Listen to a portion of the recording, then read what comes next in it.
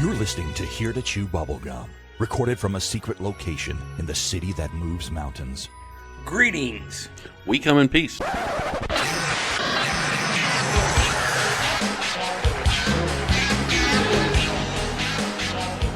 Yeah, as you may notice, we're not Goose and Cronkite. We taking over. We're taking over, ladies and gentlemen. Who are we? Well, that's a very good question. This is Elliot. I'm here with Gertie, and I'm here with Beagle. We are the Spooky Family.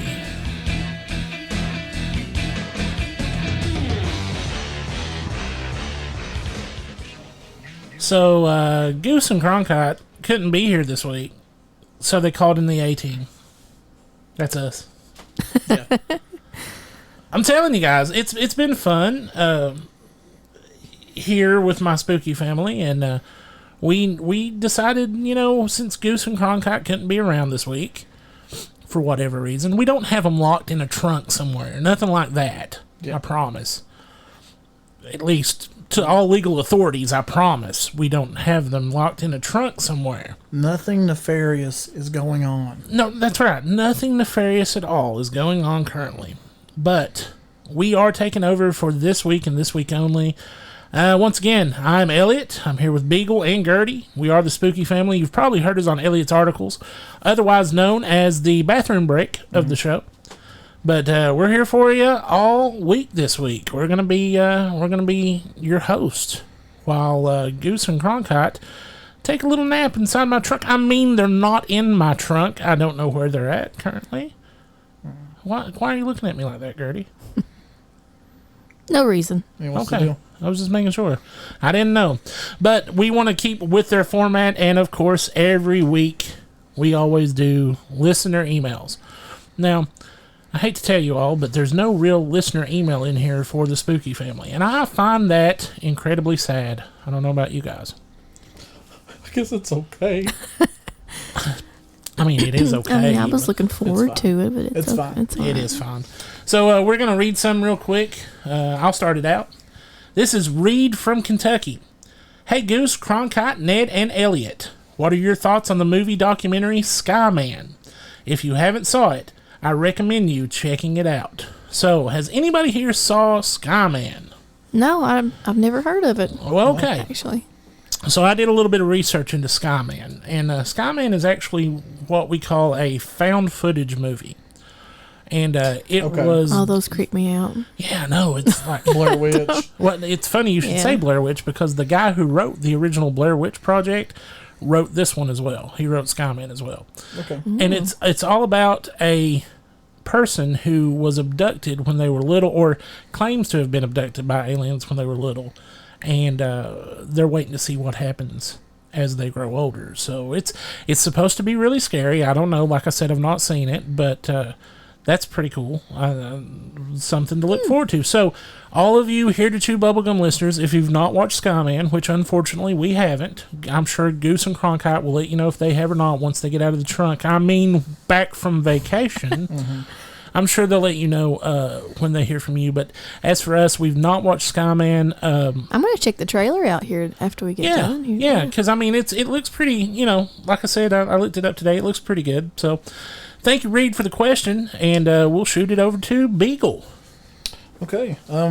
I've got one here from Dixon09. Dixon09, by the way, is a regular listener of the show. Oh, I'd like to say hi to Dixon. I never get really a chance. Hello, Dixon. Yes, hello, Dixon. I never really get a chance to say hello because I'm on Elliot's Articles, and it's always pre-recorded, but, you know. So what's up? So, as if he knew, hey, everyone. Oh, hey. Hey, Dixon. The show is getting better and better. I love the listener requested topic shows. Elliot is killing it too. Yes, I'm killing it, not Goose and Cronkite, just it. Keep the ear candy coming. My question is in regards to technology. When disclosure does occur, do you think that technology will jump leaps and bounds, or do you think it will take time? Roswell. That's, I mean, that's a pretty good question. Goose is always talking about on the show about how there has always been a leap since Roswell happened. You know, we got Wi-Fi, you know, all that stuff since Roswell happened. That's Hedy Lamarr. Yeah, The actress. hey, that's actually right. Hedy Lamarr helped create Wi-Fi, believe it or not. But one of the things that I think, I've always heard that our technology is 20 years behind the military. Mm-hmm. I've always heard that. Yeah. I've always heard that. So if disclosure happens, and I know that Goose and Cronkite all think disclosure is going to happen, I'm a little bit skeptical about disclosure. I think that if there's money to be made in keeping it a secret, it's going to stay a secret. I think more power than money. Well, that too, yeah. I mean, but I don't think they have any real reason to disclose anything at the moment. But let's say they do. Let's keep with the question that Dixon's asking. Okay. Let's say they do. I think technology will jump because, I mean, once we know that there are people out there who've traveled all over space or through Universe, dimensions, the known universe and not, I guess. Yeah, so we're gonna definitely be looking for new technology as far as that goes. So yeah, I think Dixon, I think we'll see a big jump. And in regards to that, also, you know, partial disclosure might be a way to kind of keep everyone semi-happy without really fully letting you know what's right. Yeah, Well, they could disclose that they think that there's something that is not of this world, but then they can downplay their knowledge of it. Absolutely, and I think that's probably what's going to happen. Yeah. Honestly, Goose has talked about before how they've changed the wording. It's no longer UFOs really; it's more UAP. UFOs. I've heard that term. What does that stand for? Unidentified aerial phenomena. Okay, well, I guess that's more of a blanket term. So the government can say, you know, there's no such thing as unidentified flying objects. We've told you that, but now we're starting to see this unidentified aerial phenomenon, and it's really just semantics. I mean, they could say that it's light refracting that way, which I was or getting ready to gases, say, or or is that two different classifications of something? Well, I mean, you know what I'm saying? Like, it's just a broader term they can use. Okay, that's all. It's not like a more severe case would be an unidentified flying object. It's like one category I'm in is fat, the other category is big boned or obese, or obese, morbidly so. So I mean. But you can see, like, it's just a different name for the same thing, you know. So. Semantics, right.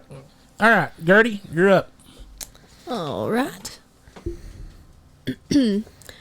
Donna from Tennessee. Hey, Donna. Hey, Donna. She writes, "Hello, guys. I'm packing my bags and supplies. I'm getting away for a few weeks and so glad that I can take you guys with me. I'm going to stay in my cabin. It's a 3-story cabin with a jacuzzi on the back porch. I need it. God bless you, Donna. You stay safe. We all need it. Pay attention and be vigilant. Something bigger than this COVID is coming. Take care of each other. Be kind. I love you guys. Roswell." Donna, thank you. We love you too. We love all of our listeners. And, if you want to privately email me the address, the Spooky family will show up and use that jacuzzi. We don't mind a bit. No, if you read on the internet, there's a lot of people out there who think that COVID-19 may just be the start of something really crazy. I don't know. I think we're already there. You think this is the epitome? I think in our area, I don't think we realize the global impact of it. Right now, it's hitting India, and it's doing some it's horrible, terrible things to India. So they just don't have supplies or resources, and there's so many people. So, I mean, it's not over, unfortunately. No, I don't think it's over. I just think that, I don't know, guys. Is this, I know what she's saying. Like, it's just, you can kind of feel it in the air. Yeah. There's something else that's going to hit, and I don't know what it is.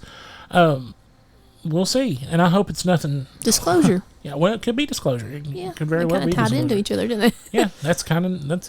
You'll notice that a lot of things with this show is synchronicity. I tried to correct you, they couldn't do it. That's okay. Look, Everybody corrects me, and I'm used to it. So, but that's it. Let's move on to my next email. This is Corey from Kentucky. Hey, Goose and Cronkite, I have a question to ask. Does anyone know anything about the gray aliens causing cattle mutilations? I've researched this recently, and I'm led to believe that any cattle mutilations is related to the gray aliens. I'm curious if you have ever heard of this, or if any of your listeners have. I'll listen for your answer. Well, Corey? Is it going to that theory that there's two different ones? There's two different aliens. There is the ones that they refer to as the small green ones with maybe longish ears, kind of like the Hopkinsville goblins. Yeah, those little guys. But then there's also the other ones where they say that there are the tall grays. Yeah, they seem to be. They get tied with a lot more, more mischievous, mean type. Well, not mischievous, just flat out. You know, bad stuff. What is that? More experimentations. It's possible. It's terrible things, but it seems scientifically inquisitive, like anatomy wise, or. So, full disclosure, Gertie and I have been watching Secrets of Skinwalker Ranch lately. Yeah. Yeah, and awesome. By the way, Dragon, really? No. Anyway, it's hard to take a show serious when the head of security is a guy named Dragon. But it's still a pretty good show. And there's this one episode with Linda Moulton Howe where they found a cow on... You have to describe who she is. Well, Linda Moulton Howe is one of the big experts on cattle mutilations, animal mutilations across the country, UFOs and all that good stuff. They talk about how this cow has become sick and the herd has left it and moved to another area. And they have videotape of the cow lifting its head up, and in the background you can see something in the sky. I'm not going to say it's a UFO or UAP, but it's a saucer. It's something. And she says that, it's very, very possible that this is what happened.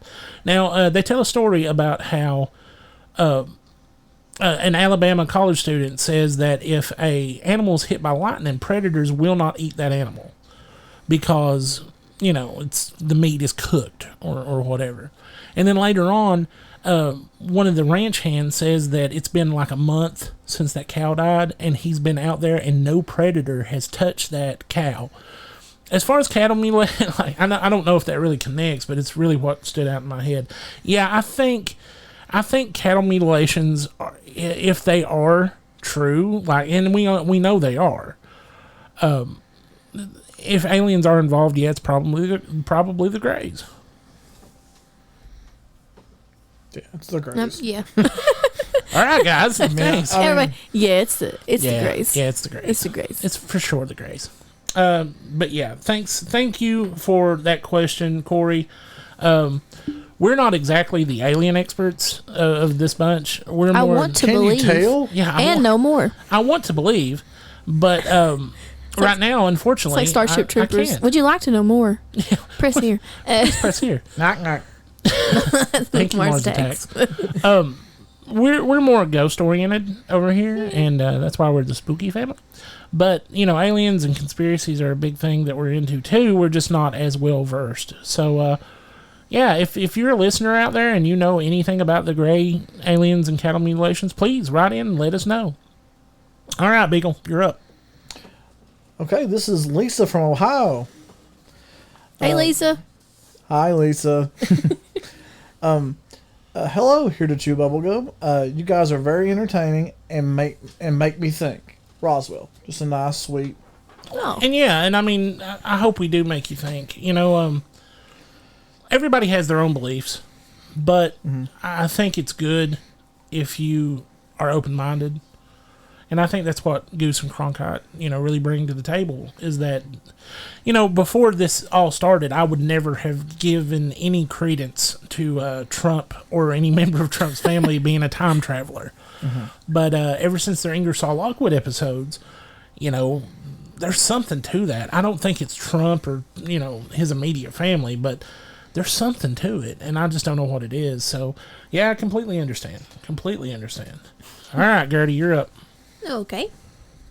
We have Paul from Tennessee. He says, I have a medical question. Monday, I got the first Pfizer COVID vaccine. I've been feeling achy and run down since yesterday.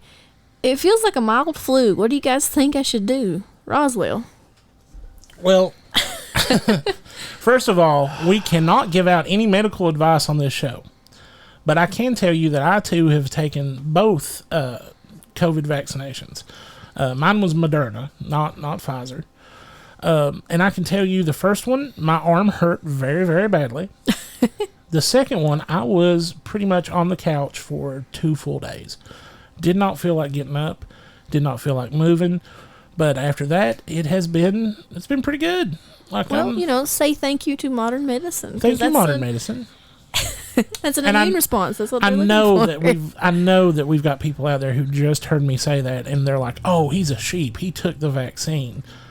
But I have family members that are extremely sensitive to lung diseases, and so anything I can do to help keep them from expiring early I'm going to do it. It's a very clinical term. Well, I mean, it is what it is.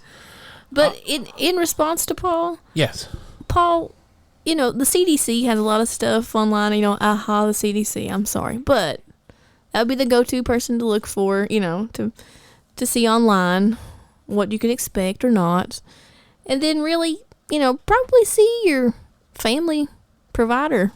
Yeah, absolutely. Your primary care provider. And listen, if you have concerns. Listen, if you've not already turned it off in disgust and you're still listening to the program, we absolutely hope you're feeling better. And we hope you're around with us for a long time, big guy. So thank you for writing in. All right. And keep your appointment for your second shot. Yes, keep your appointment for your second shot. This is Adam from Virginia. Hey, Goose, Cronkite, and Elliot. You guys are great. I'm a new fan and I love the show. I don't care what anyone says, UFOs are real. They do exist.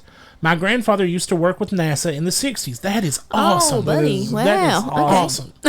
He passed away a few years ago, but some of the things that he told me are mind-blowing. I'm going to go ahead real quick. This is not in the email. Please email us and tell us some of the few things. Please, we won't put your name in it. Oh, wait, I've already said it. Adam from Virginia. But we How many Adams live in Virginia? That's true. Exactly. Just figure that out. Yeah. I'll share a quick story with you guys. In 1969, man did land on the moon. Well, we actually have a pretty good little story coming up in segment 2 that maybe that's not the case, but we believe you, Adam. We're just presenting the story. They stepped on the surface only to find evidence of someone or something had already been there.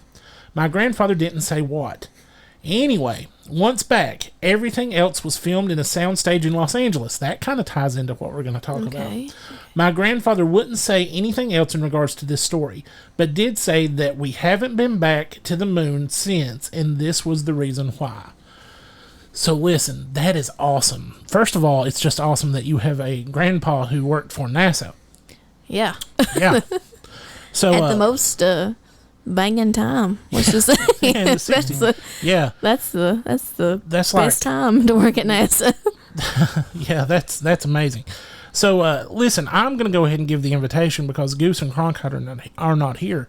Please call in. Yeah. Talk to us. Email us. Do whatever you need to do because we are very, very, very, very, very, can I say very anymore? Interested in your story, sir. So please call in and let us know.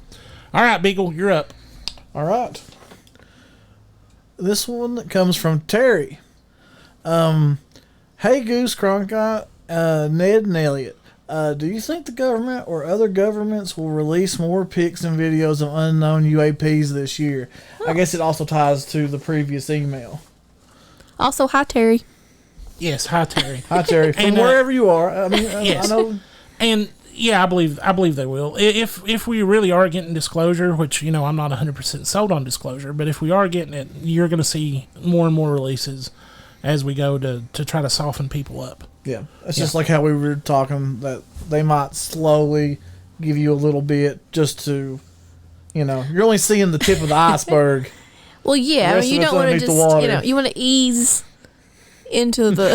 If you're getting in a hot tub, You know, I just hope it's not at the cabin. If you're getting the hot tub in the cabin, you're going to dip a toe in. Yeah, I don't know. When Donna goes to the cabin, she's dipping a toe in.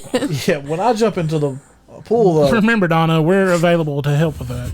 That's a personality trait, though. That's true. I mean, you don't want to be the lobster that they put in the pot and then slowly turn the heat up, and you don't realize it and can't get out either. You know what I'm saying? Like, that's what disclosure is, I think, if it's true. Where are we going to go? Oh, we're a part of an intergalactic society. Well, I mean, you never know, guys. I'm just throwing it out there. Maybe. Again, ghosts are my thing. Is it going to be like Green Lantern Corps? It could be. All right, Gertie, you got one more email and then we'll go. All right. This one is a personal email. Gertie from Kentucky. Ooh, okay. Elliot is handsome. Oh. I like him a lot. Oh, that's nice. That's nice. And I think we can all three agree that Gertie is right and that Elliot is very handsome. I don't think it's that Gertie. We've been married for a while and she's never said I was handsome. Yeah. Hot is what she uses for that. Yep. Anybody who knows me is going, oh my goodness. Right now. All right, guys, listen. So we are through with our listener email for the week. If you want to call, text, or leave a voicemail for anybody at Here to Chew Bubblegum, you can do that at 606-373-3396. Once again, that is 606-373-3396. If you want to email, you can email Goose at heretochewbubblegum.com. Cronkite is available at cronkite@heretochewbubblegum.com. If you want to get a hold of Ned or myself, Elliot, or any of the Spooky family, you can also do that by putting our names in the attention subject line. You know, attention Ned, attention Elliot, attention Gertie, attention Beagle. And you can send that to heretochewbubblegum@yahoo.com. So please, guys, once again, you know, if you want to reach out to us, reach out to us. We'll try to answer your questions. If Goose and Cronkite won't do it, I try to answer some on Elliot's articles every chance I get. Thank you all for the emails this week. It's been a pleasure reading those. We're going to take a short break, and when we come back, we're going to look at Back to the Future and conspiracies involved in that movie. Stick around.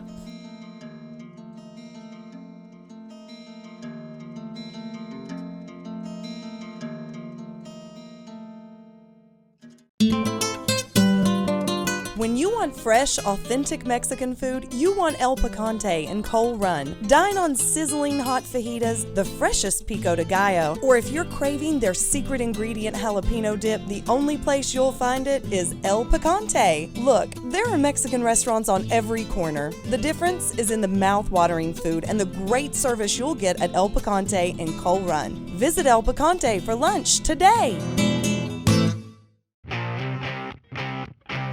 Greetings. We come in peace. The City of Coal Run Village Mayor Andrew Scott and City Commissioners Beverly Joe Osborne, Big Joe Atkins, Trey Eskins, and Mike Steele encourage you to shop local. With over 200 businesses, the City of Coal Run Village offers games, restaurants, gas, auto parts, cars, and much more. You'll find all of this and more in the City of Coal Run Village. Shop local and shop often. You're listening to Here to Chew Bubblegum. If Abraham Lincoln were alive, he'd listen, but he's dead.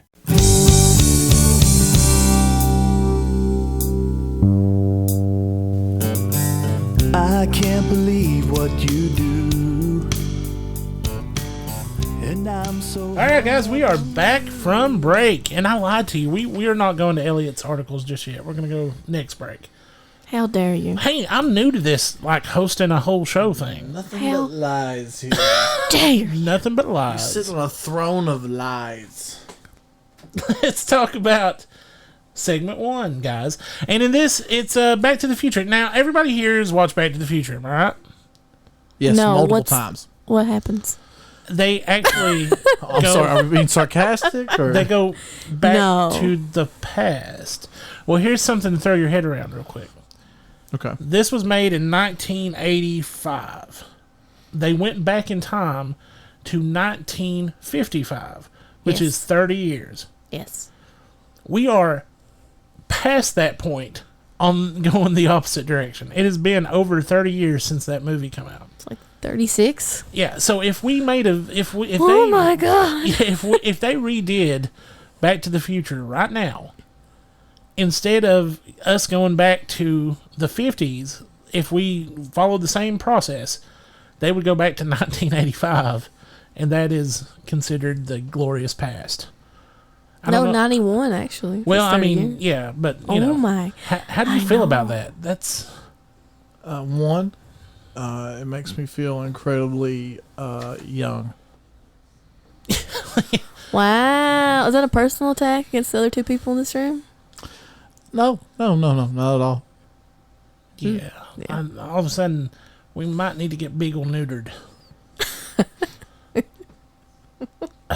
You make That's me such mad. a bad joke. It is. I'm sorry. Any dogs out there listening, we apologize. We're so sorry. All right, let's talk about Back to the Future, guys. Let's talk to it. So, this is from an article called Back to the Future Predicted 9/11 and 4 Other Crazy Conspiracy Theories. Hey, This is by he's signing it. That's this is by Beatrice Verhoeven, and it was from October 21st, 2020. So just last year. Okay. Right during the pandemic. We had to have stuff to talk about during the pandemic. What happened is people got to really. Beatrix did a marathon one night. Yeah. She had a whole bottle of Pinot, and she was like, you know what? I want to watch Everything's starting all to three Back connect, to man. the Futures. That Marty McFly, he sure does remind me of an American hero. And I want to hang out with Beatrix. She's definitely got something going on here. So we're not going to go over all those 4 other crazy conspiracy theories, just the 9/11 and one other one that I found. But so Back to the Future foresaw the 9/11 attacks. One fan theory claims that the film actually predicted the September 11th attacks in multiple scenes. In the first movie, the clock reads 9:55 p.m. at one point. A clear indication for some fans that the film predicted 9/11 because the clock's hands point to a 9 and to an 11. What do y'all think about that one? Okay. No. Yeah. I believe Hot that's- take. But it's clear. No. I believe Is this that's- like when it's save the clock tower? Save the clock tower. No, I think it's... Is this when it's broken all the No, time? I Or think is this when it's it's the very first functional shot in of it the functional. 50s? when he goes? You know, I'm not back. really sure. We probably need to Probably watch like that. 55, I bet, when it was functional. It probably is. Okay. In a second scene in which Marty McFly is ambushed in the Twin Pines mall parking lot, the fans point out that the shooting takes place in a location that contains the word twin in its name. Naturally, he connects that to the fact that Al-Qaeda chose the Twin Towers for their terrorist attack. Oh my God. No, Doc needed plutonium, right? Was it I plutonium think or it's uranium? plutonium. I can't remember, actually. It's been a long time since I've watched it. He needed it for the flux capacitor, Yes, right? right. I'm By the way, there's a theory okay. that the flux capacitor is all about the birth process of humans because it looks like a uterus. But I'm not going to go into that one. Okay. You're welcome. Twin Pines Mall is just a visual sight gag if you pick up on it, because in the 80s, before he goes, to the past, it's Twin Pines Mall. Spoiler. Sorry. There's 2 pines, or many pines or whatever, at that point. Then he goes back to the 50s when he's the spaceman in the barn, and he runs through the farm. Darth Vader. Well, that's his dad's take. Yeah. Well, that's what he called himself, though, remember? Yeah. Oh, yeah, I forgot, yeah. I don't know, guys. But he runs over one of the trees, and then it becomes Lone Pines Mall. Yeah. When That's Lone the Pine Mall or something Just like like that, when he there's- comes back. Just so. like there's one world he tower changes the right first- now. There's one tower. Oh my God, it got That was worse. actually part it got of it. worse. I shouldn't have tried to explain okay, it. so I'm that sorry. was okay. Yeah, that was part of it. Go ahead, Beagle. I'm Lay just it on kind us. of baffled by it. It is crazy. I really think it is crazy. The amount that I feel like people can draw from anything Yeah. is pretty ridiculous. Yeah, it's very ridiculous. I mean, I have heard of some pretty credible, in my opinion, which, I mean, I guess it's all subjective, but Well, I mean, if you want to get a credible 9/11 was predicted by some form of entertainment, look at the television series The Lone Gunman. It was a spinoff of X-Files. The Simpsons. Well, there is The Simpsons. But that's a whole other. that's that we can use a Follow time it. traveler. We could do a whole show about just The Simpsons and what they've predicted. But in The Lone Gunman, the final episode of The Lone Gunman, which, like I said, spinoff of the X-Files, there's a terrorist attack against the Twin Towers, where they take over planes and try to crash them into it. I promise. Oh, really? Yeah. And that was released, I want to say a couple of years before the actual event happened. 2001, yeah. Final part of this one, of the Back to the Future foresaw the 9/11 attacks. The person on Reddit also notes that turning the clock of the Twin Pines Mall sign around when he does come back, it read 1:16 a.m., but if you turn it upside down, it becomes 9/11. And if I times it by 4, it becomes my lunch number. I mean, you still remember your lunch number? That's awesome. Oh, yeah, for sure. I miss school. I am actually young. At least we're not as old as Goose. That's and Cronkite will back us up on that if he ever gets out of my trunk. I mean, I'm back from vacation. All right. So here's the second Back to the Future crazy conspiracy theory. Back to the Future 2 predicted Donald Trump's run as president.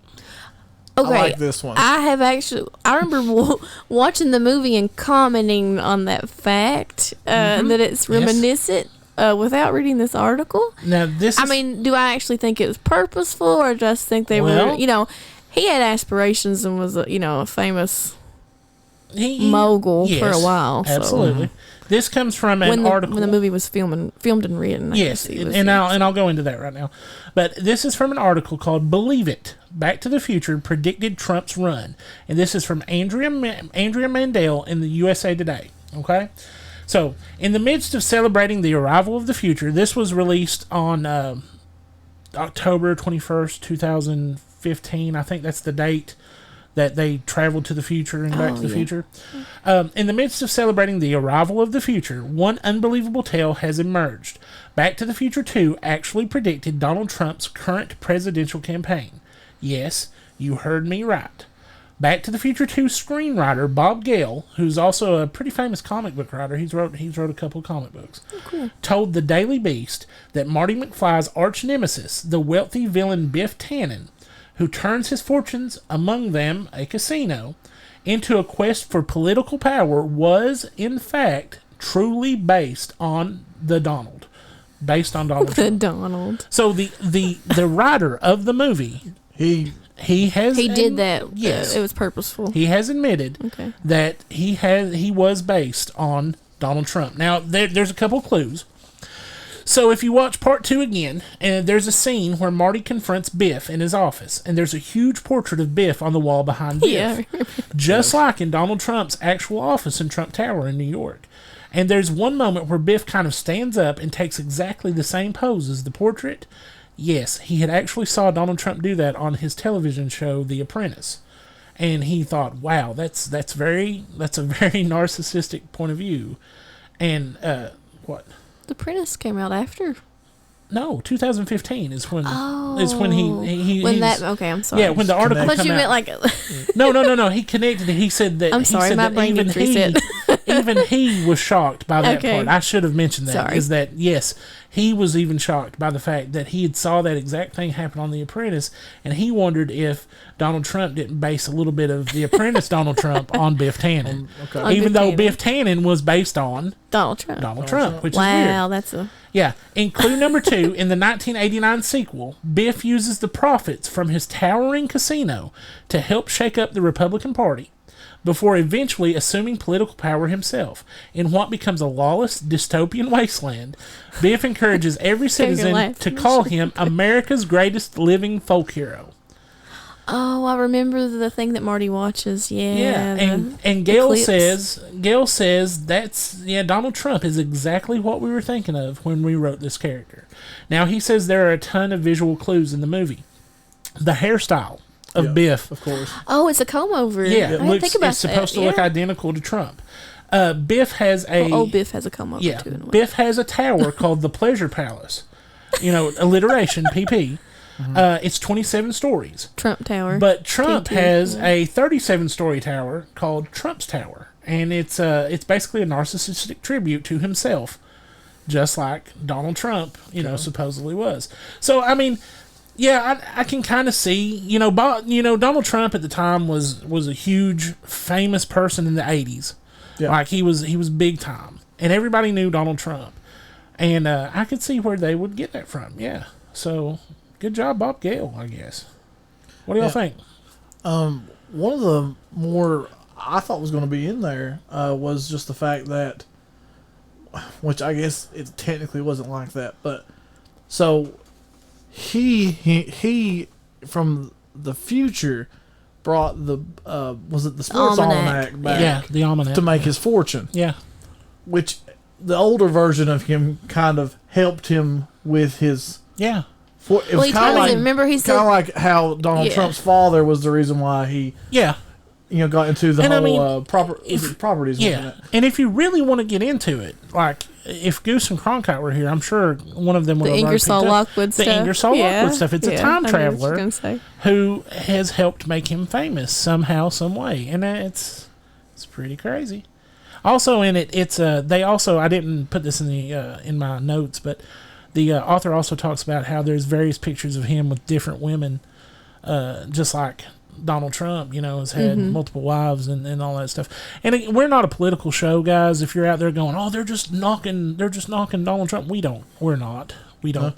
We could really, that's just where the wheel landed. Yeah, when we we're not. it. We're not very. We're not political at all. I promise we're not. But it's just, I thought it was pretty interesting, especially given what we know about Ingersoll Lockwood, especially with the time travel aspect and stuff. To think, and there's another connection. I've actually talked to Goose about this before, but Spielberg was a he was a producer, right? Am I correct about that, Gertie?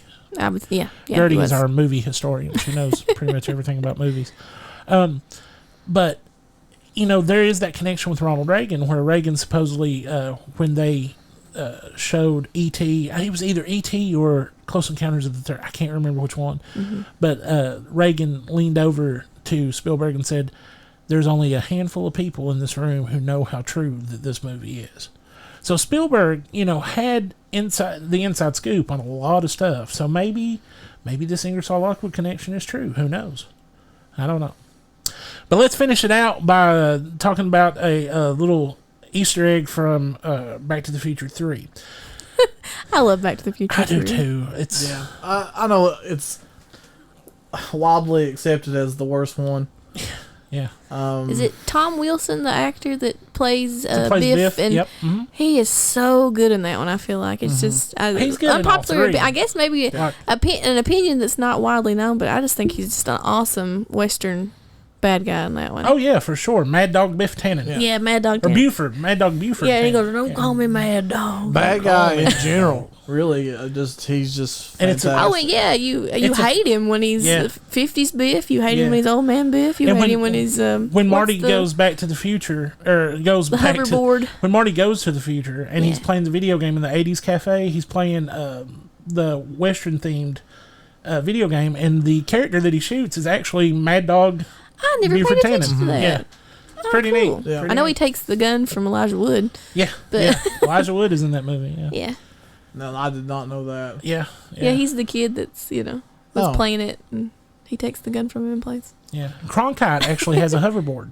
Oh, believe that's it or awesome. Not. Yeah. Anyway. But does it have power? No, it doesn't have power. It's a bulldog.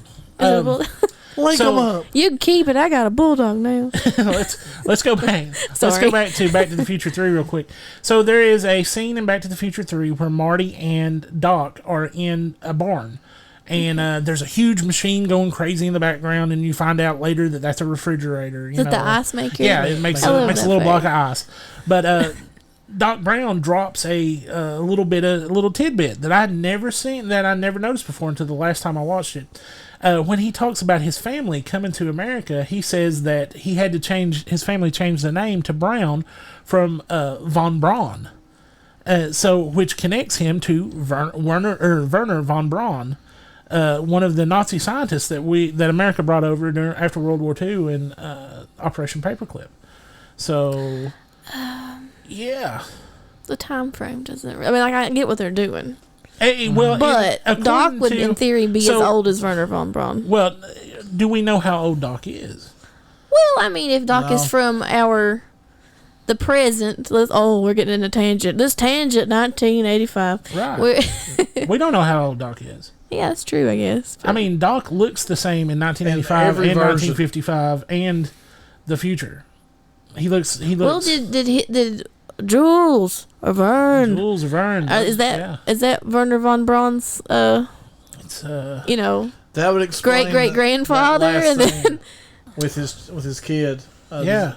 Does anybody remember the where he makes the lewd gesture? If you're paying attention, is that himself? But I actually read that was debunked. That was actually. I've seen it. It happened. It made it through. Yeah. But it was the child actor trying to tell someone that he had to go pee. Oh, God bless him. But now it's been took. He's so older many than me different now, ways I'd say, that, but- Yeah. If you're out there listening, we're sorry. When you gotta go, you gotta go. But yeah, I thought those were some neat Back to the Future little pieces of trivia that our listeners might like. You never know. But Back to the Future is a great movie. I know 2 episodes ago, Goose had talked about he really wanted to call the podcast. He didn't want to originally call it Here to Chew Bubblegum. He wanted to call it Wait a Minute, Doc. As a quote. Are you trying to tell me that you build a time machine out of a DeLorean? Listen. So and we talk about time travel so much on Here to Chew Bubblegum. I thought it fit in pretty good. Mm-hmm. Thought it fit in pretty good. I liked it. But stay tuned, guys. We are going to Elliot's articles next, and then we have a huge Elliot related announcement at the end of this show. Please stay tuned. Goose and Cronkite have been talking about it for a while. Cronkite thinks I'm a time traveler. I don't know why. I mean, he's in love with a puppet, so I don't think he really has room to talk about my secrets. I'm just saying. But yeah, you do. We promote that.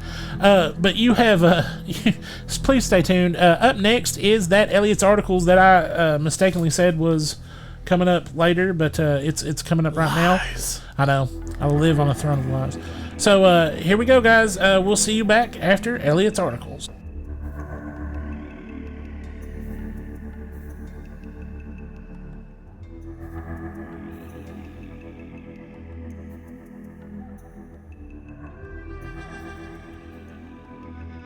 Researching the inner workings of the net to bring you stories of the strange and unusual. It's Elliot's Articles on Here to Chew Bubblegum. Take it away, Elliot. Good morning, good afternoon, good evening, whenever you are listening, wherever you may be listening from. This is Elliot from Elliot's Articles on the Here to Chew Bubblegum podcast. Today we've got a pretty good story. I'm going to let my spooky family take over and lead the way today. I'm going to try to sit out and not speak at all unless I am spoken to, and even then I'm probably just going to go, uh-huh, or nuh-uh. But let's take it away, Beagle. What's the story and where did you find it at? All right, so it's going to be Springhill Jack today, and this is coming from Weird, Kentucky. It was by Jeffrey Scott Holland.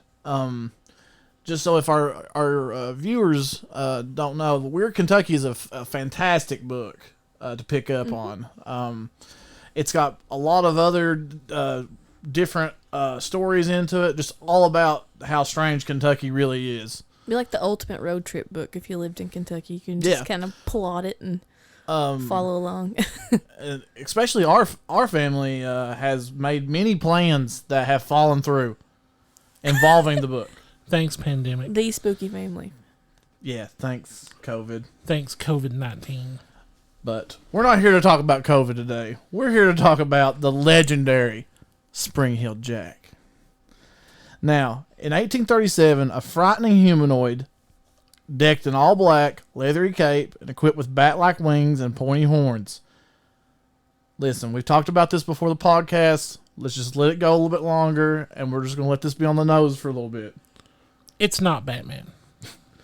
It could be Batman. Oh, it's not Batman. Please, let's just leave it at it's not Batman, and I'll live a happy life. All right, you know what? And nowhere in the article will it say either that it's Batman. It's gonna say that he inspired. I know what it's gonna say. Spoiler alert. Yeah, if you haven't read it. Come on, guys. I mean, leave my heroes out of this. Okay. We definitely want to leave your heroes out of this because the next thing it says is allegedly began assaulting women in England. It's away from here. Don't worry about it. Is it away from Is there a large body of water that separates us? Yeah. Later on, the article is referred to as the pond. Oh, yes. The big yes. pond. The big pond. The big pond. The strange rogues myth grew into an enduring legend, with reports of sightings being quite common throughout the 19th century. Some people say the creature was ultimately the inspiration for Jack the Ripper and comic book characters such as Beep. What do you think the beep was? Superman. It was definitely Superman because he can leap over in a single bound. Yes, exactly. Springhill It wasn't Batman Jack. at all. It was not. We don't say that. No. Sure.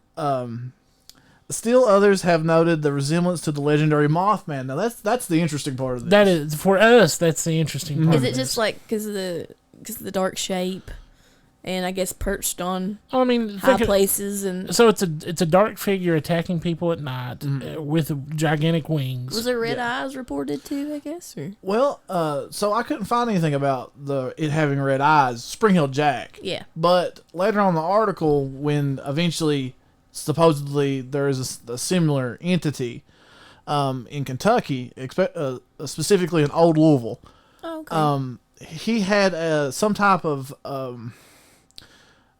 light emanating from his chest. Awesome. So Tony Stark. So let's move on to that part. always fun, Yeah, I I'm know. sorry. It's always fun. I know. We're nerds. We're super big, super nerds.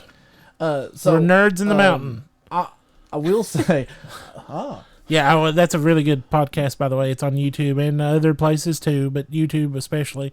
Yeah. Look up Nerds in the Mountain, and if you like it, tell them the Spooky Marvel, family sent you. Yeah, and that they're wrong. DC's bad, and Marvel's better. Marvel's better. Yeah. It usually gets a rise out of them.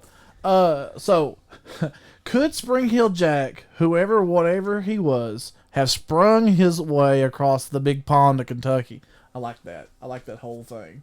Yeah, I do too. It was like a dad joke. So researcher Jim Brandon, everybody knows Jim, Jim, big Jim. Jim Brandon tells of reports that he has found from 1880 describing a tall, thin weirdo that appeared out of nowhere and began a terror campaign in Old Louisville, frightening the locals and ripping the clothing from females in the streets. What's his deal? Man, listen, like, maybe, he was a tall, thin weirdo. I don't, he's going to do whatever weirdos do. Weird things. Of course, he's doing his thing. I don't want to say it again just because it's so, he does it all the time. Eyewitnesses describes his superhuman ability to escape by jumping impossible distances and springing over objects as tall as horse-drawn carriages, leaping and climbing away to safety on rooftops, which sounds a lot like Bat. Yeah. Okay. This creature was described as wearing a cape and a helmet. You got to protect yourself if you're on the rooftops. But having an eerie glowing light emanating from his chest, like I was describing earlier. Okay, I've got some theories, but we'll wait. Okay. The description of his outfit seems to oddly match the British entity version of him, I guess. Which one major difference being the light emanating from his chest. Well, yeah. But we can also deduce that the creature... see here, I'm kind of lost. Sorry about that. The creature appeared in outlying farms as well as downtown, because one sighting has him jumping over haystacks and completely disappearing on the other side of one. Now, I'm assuming that's meant for us to understand how tall haystacks are because we're from Kentucky. Yeah, I get that, but I think what you're supposed to take from that though is like haystacks are usually out in an open field. Mm-hmm. And if he can jump over top of one, okay, that's pretty impressive. But if he can jump over one in an open field, and then when you go to find him, he's no longer there, where did he go? You know what I mean? Mm-hmm. I think that's what that's leading us towards. There's just a very small little thing left at the end here. I just want to get this in real quick before we kind of discuss. Even stranger, the Louisville Courier-Journal reported that on July 28th, 1880, the very same day the Jack-like person began his attacks, many citizens downtown spotted a tiny open platform craft of some sort flying through the air. Okay. It flew low enough that they could see that it was being piloted by a seated man surrounded by machinery, which he operated with his hands and feet. I mean, yeah. So what all? Let's look at this case. Let's break it down. First of all, we have some. By the way, did he go by Springhill Jack here in Kentucky? Did they give him a name? Well, I don't know if he spoke a lot as he was ripping bodices and jumping over buildings. I'm Springhill Jack. Mwah. The entity here, see, they just speculate that the entity that's here, where he was so similar to the British, which was actually named Springhill Jack. So technically, the one in Kentucky is either like maybe a Springhill Jack imposter or something else entirely, or it's him just. So I looked it up. Okay. Just now, like that's why I was on my phone, and apparently he's called the Demon Leaper of Louisville. The Demon Leaper of Louisville. Ah, okay. So yeah, the Demon Leaper of Louisville is basically. I would have called him the lascivious Louisville Leaper myself. Triple L. Gertie, say that 5 times fast. No. Thanks, Gertie. Thanks, no Gertie. way. There's no way I can do that. There's no way. You're awesome. I'm still mad at you. All right. So none of our listeners know why, but trust me, I have every reason to be mad. Yeah. But let's talk about this for a second. Let's break it down. So let's go around the room here. First of all, he has of course he's got a lot to do with, or look like Springhill Jack, right? Mm-hmm. Okay. And we know that Springhill Jack supposedly influenced another murderer in England, Gertie. Batman, when he went to... Batman was a murderer in England? Wow. You know... What version of Batman are you referring to? It's like I don't even know you all anymore. You all? Why are you dragging me into this? Why did you do that? I don't know. Because you brought it up. That's true. I think you're talking about Jack the Ripper. I am talking about Jack the Ripper. So Jack the Ripper, he's got a lot to do with that.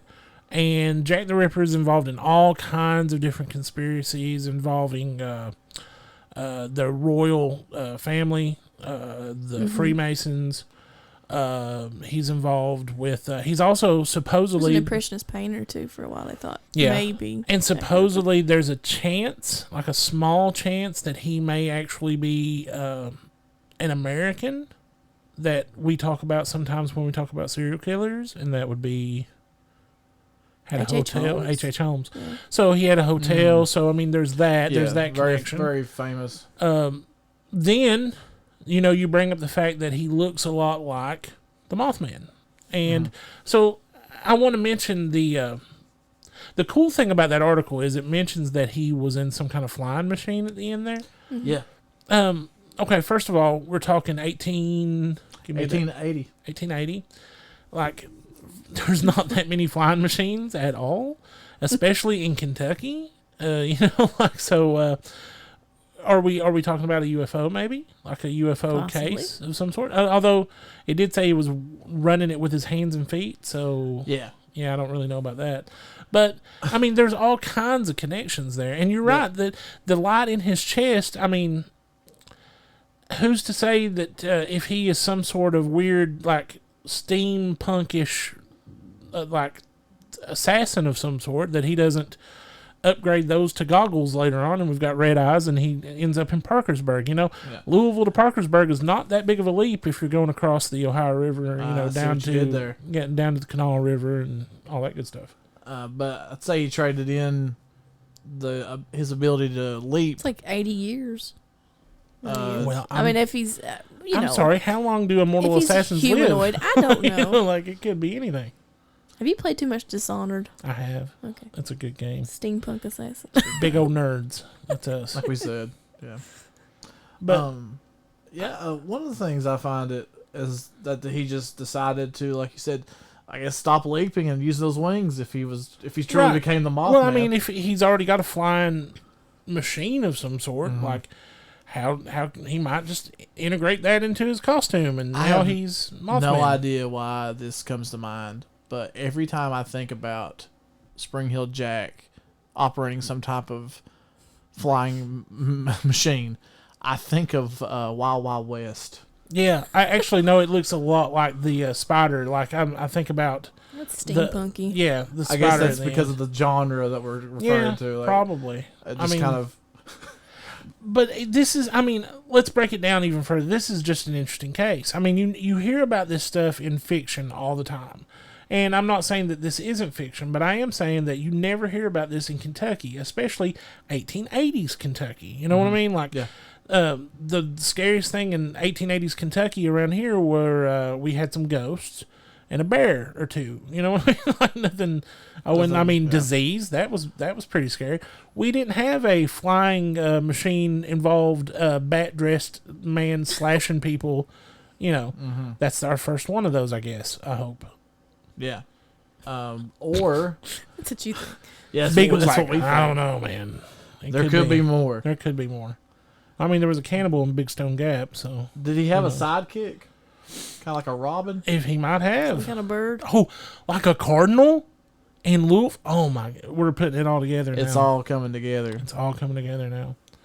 I don't know, guys. What do you think? If you're out there listening, give us an email. Tell us what you think about the Demon Leaper, the lascivious Louisville Leaper, Springhill Jack. Springhill Jack. Maybe H.H. Holmes and a flying machine. Who knows? You know. Give us an email at you can put attention Elliot or attention Gertie or attention Beagle, I guess, at here to chew bubblegum at yahoo.com, and Cronkite and Goose will get that to us. Do you all have any shows that you want us to do? Do you have anything that you want us to cover that's Kentucky based? We will gladly do that, no problem. Give us an email and let us know. You have been listening to Elliot's articles on Here to Chew Bubblegum. Dear listeners, please stay vigilant. Elliot and the Spooky Family out. Goose and Cronkite. Give the guys a break. They're not that bright. All right, guys, we are back with, that was a pretty good Elliot's articles. What do y'all think? You know, the whole hotel debacle about where... Yeah, I mean... there was definitely a hotel where the Expo Center is now. Mm-hmm. We just don't know where the other one is. You know, I actually went recently and was trying to see it from the Expo and couldn't find it. Yeah, I don't think it's there anymore. I think they've actually... have they done something with her statue? I think so. Her statue? No, I saw her statue. I was involved in a tour. Sounds nefarious. No. Okay. No, I was please involved respect, in a certain secret Octavia's grave. society. No, I don't no. think I have to mention it. Oh, now listen to y'all. No, I in my profession, I was involved in a tour, and one of the tour guides doesn't actually help anything. it doesn't. It's very But he actually pointed out Octavia Hatcher's grave, and made sure that we knew that it shouldn't be made. And we as the Spooky Family stand by that. Do not bother. Yeah, we might joke about it, but please respect. Yeah, because honest to God, that's her final resting place. Let's not do anything with that. But yeah, where were we? Yeah, so I couldn't find it. It's there. I promise. I promise it is. Gertie, Yes. you gonna hit us with some knowledge, Gertz? Oh, yeah. Oh yeah. It's time to expand our minds. So, reading an article for you. Yep. The title is, Did Stanley Kubrick confess his involvement in fake moon landing through The Shining? Oh, let me tell you. Before we get into this, Kubrick is one of my favorites. If you've never watched Eyes Wide Shut, it is an excellent... That's an interesting entry point for him. No, okay, listen. Definitely, where do I want them to start? Do I want them to start with If you want to Full watch Metal something Jacket? about some sex cults, then But it's... Well, now I just feel bad. But it's a good movie. It is a good movie. It's the only Tom Cruise movie I really like. Well, I mean, there's Top Gun. I like Legend. Top Gun. Oh, yeah, Legend too. Oh, Legend. Oh, and all the Mission Impossible. I guess I like a lot of Tom Cruise movies. quality content. Quality content from a very short. You even man. like Night and Day. I do like Night and Day. That's true. That is a deep cut. That's a very deep cut. You like Okay, it. go ahead. Go I'm ahead. partial to cocktail myself. Go ahead, Miss Gertz. Okay. Stanley Kubrick's The Shining is one of the scariest horror films of all time. The story of the film revolves around Overlook Hotel, where a struggling writer descends into madness over the course of the winter. But apart from the performances and the plot progression of the film, another notable factor that has kept conspiracy theorists interested in the film is their belief that this was Kubrick's way of confessing that he shot Apollo 11's landing on the moon. I mean, that's a pretty intricate. Have you met Stanley Kubrick? Yeah, that's what I'm saying. Like, I'm not doubting that this could happen. I'm just saying. The man's middle name was intricate. I know, just saying. I know, but still, my goodness. It's far-fetched. It's but okay. I'm open-minded. Keep coming. Continuing. Beagle with the says article. continue. The conspiracy theory begins with Kubrick's 1968 film, 2001, A Space Odyssey. They released just 1 year before America claimed that they had landed their first manned mission on the moon with Neil Armstrong and Buzz Aldrin. I know those guys. Oh, okay. They're astronauts. Mm-hmm. All right.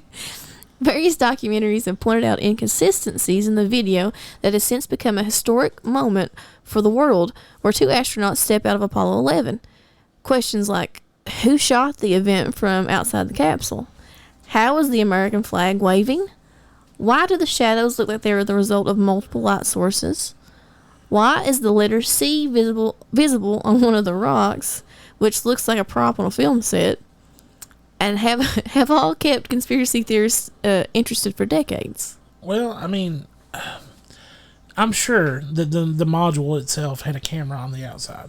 I have read that was actually how it was fabricated. I'm positive. And I mean that about lights. the shuttle itself, and not fabricated as in a hoax. Right. So, to catch the moment. And again, the multiple light source, I'm sure that the spaceship or this module. Well, they said there's multiple reflective surfaces up there, and it's you have the shuttle, I guess, or what would be the pod? Maybe, I don't know the proper term for what. The lander. The lander. Yeah. The lander had reflective surfaces. You had their visors, and it's a completely flat, desolate, where they were at that point, Right. So yeah, I mean, listen. I believe we landed on the moon. Don't get me wrong, but this is a very interesting topic. I'm not an astrophysicist, so Spell astrophysicist. That's enough. You did really good. Okay. All right. Continue on. All right. And with The Shining, they believe that they got their answers. Since Stanley Kubrick had already shot 2001: A Space Odyssey, it was believed that he was hired by the American government to shoot the fake landing. I mean, 2001 is a great movie. I mean, definition of cerebral. If I'm going to get somebody to fake my moon landing, I would want the guy who did 2001: A Space Odyssey. Actually, I would want the guy who did J.J. Abrams. Yeah. More flare. Yeah. Yeah. Where did the flare come from? And when the monsters fight, it's just rolling around, metal clashing. Lots of camera jumps and stuff. Wow. There's a lot of J.J. Abrams heat. Bad robot. Okay. I'm sorry. Bad robot. Sorry. Oh my god. Okay. But how does The Shining come into the picture? Conspiracy theorists believe that there are multiple clues in the Jack Nicholson star that point to the fact that Kubrick shot the moon landing, and this was his way of confessing it.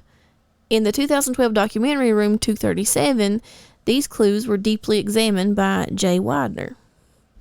So 237, the reason he used Room 237, if the hotel where they were filming did not want anybody to come and be like, we're not going to stay at that hotel. So they made up a room. There was no Room 237, right? Am I right about that? There wasn't a Room 237 in that. Right. In the hotel that they filmed. The Shining. I thought they said there was only 230 There rooms. was a 217. Yeah, that's in the And book. 217 is the actual room. Right, and from the book. But he used 237, and I think that floor, I think the second floor only had 230 rooms, or not 230, but you know what I mean, like.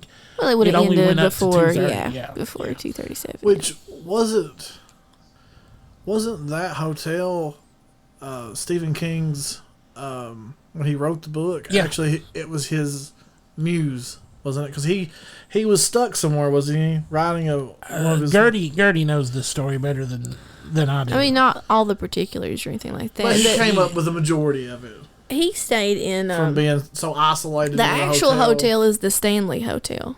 Yeah. And he changed that to the Overlook, which is a fictional place. Mm-hmm. But he was inspired by staying in a haunted room in the Stanley Hotel, which is in Estes Park, Colorado. Yeah. Mm-hmm. So, you have a lot of stuff, I guess, that Stephen King didn't jive, I guess, with what Stanley Kubrick had done. He felt like he ruined his movie. Yeah, they didn't like it. Or his source material. Right. Oh, okay. He took a lot of liberties with things, that Stephen King decided that he thought was integral to the story. We'll probably talk about that here a little bit more in here in just a second. But he changed a lot of stuff, like the weapon that Jack uses is a mallet. Okay. And For the more not an iconic axe. And there wasn't. Am I right, Gertie? Because it's been a long. It's a polo time. mallet. Let me just say. Yeah, so just it's been a long time since I read The Shining, but in the movie they're twin girls, but in the book it's only one little girl, right? No, they're two girls, but they're not twins. Okay, yeah, they're that's separated in what it is. age by a couple of years, That's but what- they're not okay. twin girls. Okay, yeah. And there's a lot of hedge monsters, right? Yeah, the topiaries, they're Yeah, called. topiary. They're these shrubs that are cut into different, animal shapes, kind of like in Edward Scissorhands. That Yeah. makes you think. Okay, and they come alive in the book, and terrorize Danny as he's trying to play Right. different things. But Kubrick changed it to a maze, a hedge maze. Maze. Right. Yeah. So I gotta say, I like Kubrick's stuff a little bit better. and then you got it basically ends outside the maze. Right. Which, spoiler alert again, sorry. So you have the maze, and then, of course, the Kubrick version ends in the maze for the main character. Well, what you can consider the main character, other than Danny. Yeah. Poor little Dan. Poor little And, Danny. By the way, real quick plug, Dr. Sleep is amazing. Oh, yeah. Yeah. Dr. Sleep, the movie and the book. Both, yeah. They did Josh Flanagan did a wonderful job with adapting that. And to watch the movie, hopefully not a spoiler, if you watch the trailer, you realize they go back to the Overlook in it. Yep. They recreated Stanley Kubrick's vision of the Overlook. I mean, it gives you chills to look at it. It's wonderful. So Yeah, it's not. You should check that out. It's not Stephen King's version of the Overlook, but it's. No. But Well, he meets them halfway. He kind of gives Stephen King his due. yeah, and the director Stephen does, King so. actually said Dr. Sleep was great, a great adaptation. So. Thumbs up from him. He says. I know there was a scene in it that wasn't in the book, but it got a lot of praise.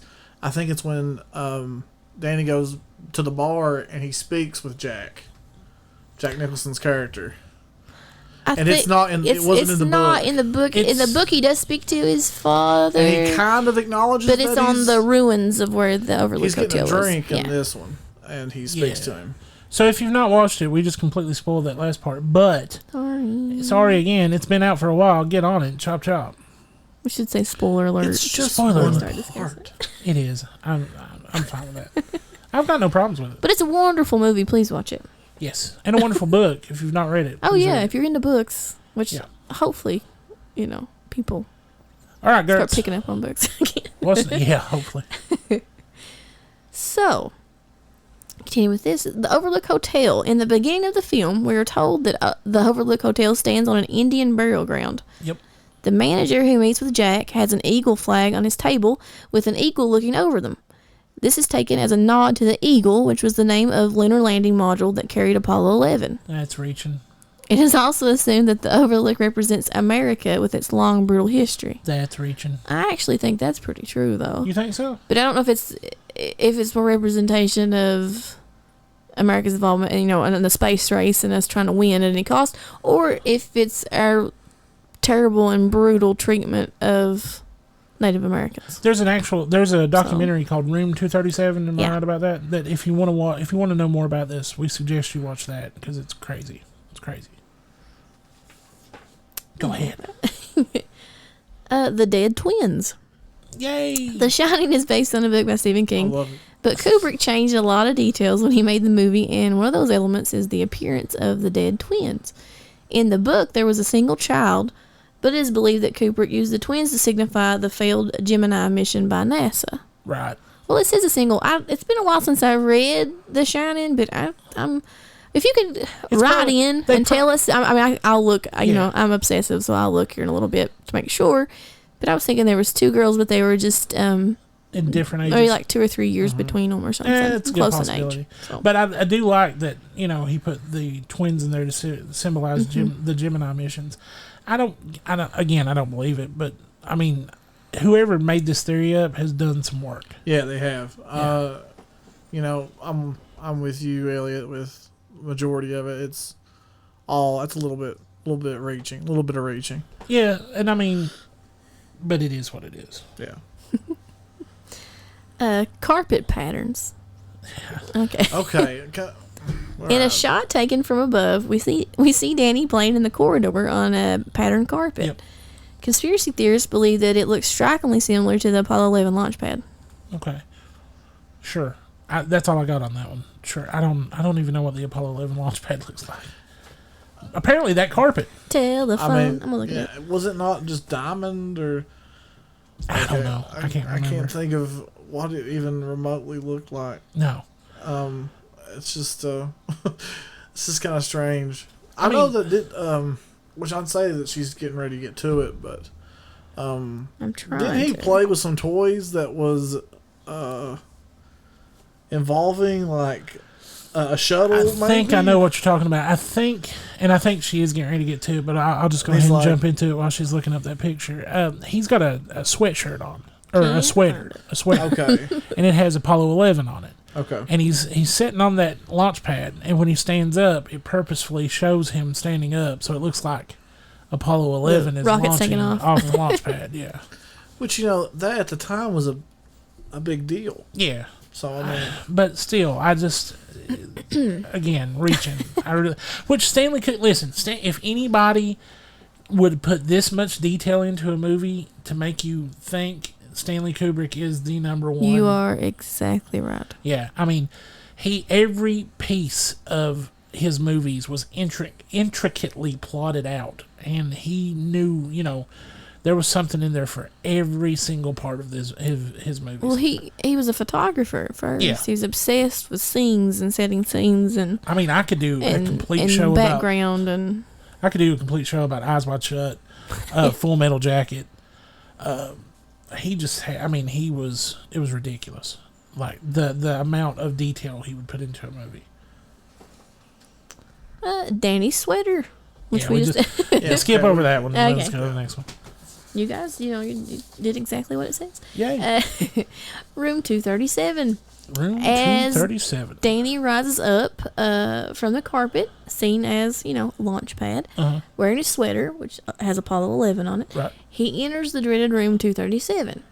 In the book, the room number was 217. You got that right. But it is widely believed that Kubrick changed it to 237, as the distance between the Earth and the Moon is roughly 237,000 miles.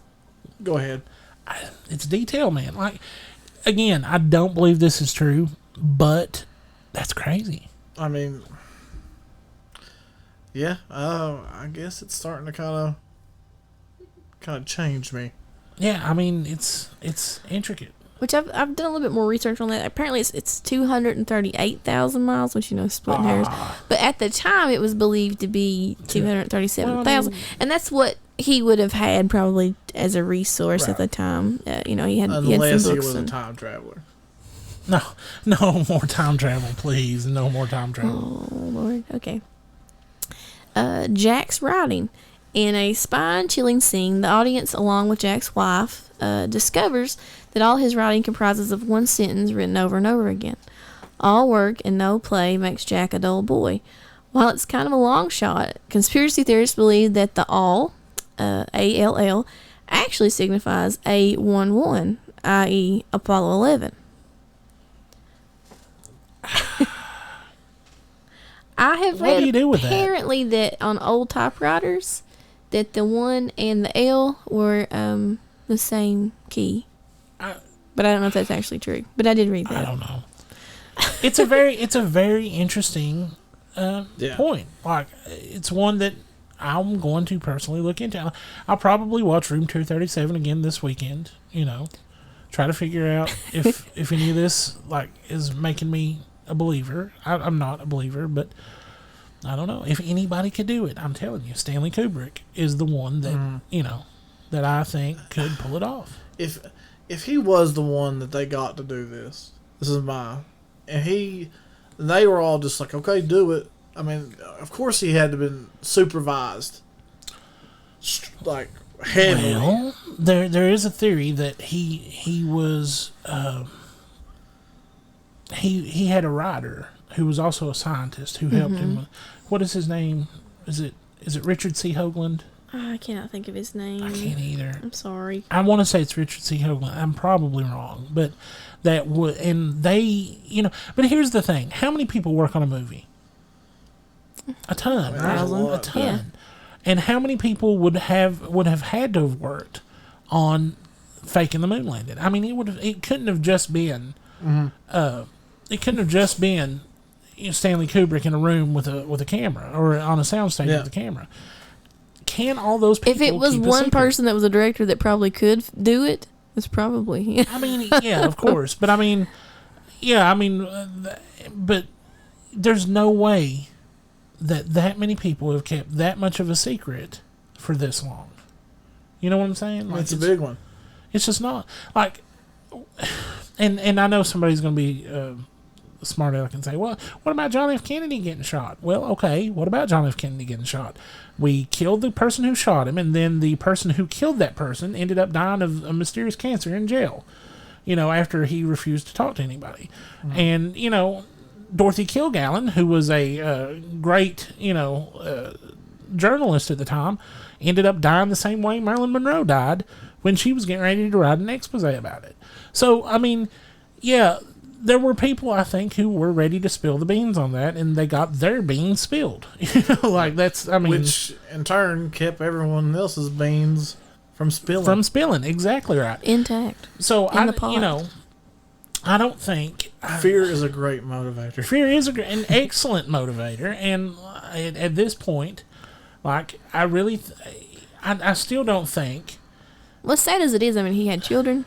He had a wife. Well, let's think about... he has pressure points to squeeze. Let's think about this, though. Okay, let me go back to my original point. How many people does it take to make a movie? Okay, we've got all those. Yeah. We've got all the astronauts. Yep. And the astronauts' families. We've got all of NASA. Because, I mean, at that point, how many people were in those rooms, directing that mission? Then you've got the government who had to hire Stanley Kubrick. And you're telling me that not one of those people are going to break between 1969 and today. Which, I mean, we have this theory in front of us because of people thinking that. Yeah, but it's not somebody who... It's not like the key grip or best boy on set that's come out and said, hey, I was true, there. But and, someone had to have probably been like, hey, that looks kind of funny. Yeah. I mean, well... It could be like, hey, we're filming a TV show, and started you guys the ball rolling, and then just kind of walked away from it. I mean, hey, what's going over here in the soundstage? It's a movie pilot. Well, I mean, and I go back to the fact that it's like the H.H. Holmes thing. Yeah, well, if you have different people working on something and you keep firing them and moving them around, they don't know what they're doing. That's true. I'll give you that. But it's to me, it's just it seems like it is impossible to pull something like this off. And I'm not saying they didn't. I'm just saying to me, it seems like this is a no-go. If any type of anything could pull this off, I would believe it would be the U.S. government. I don't know. I just find it that they could. Truly. I mean, the U.S. government accidentally sent out stimulus checks to dead people You know, I mean, that is the modern U.S. government. Well, that is the one that we consume. That's our consumption.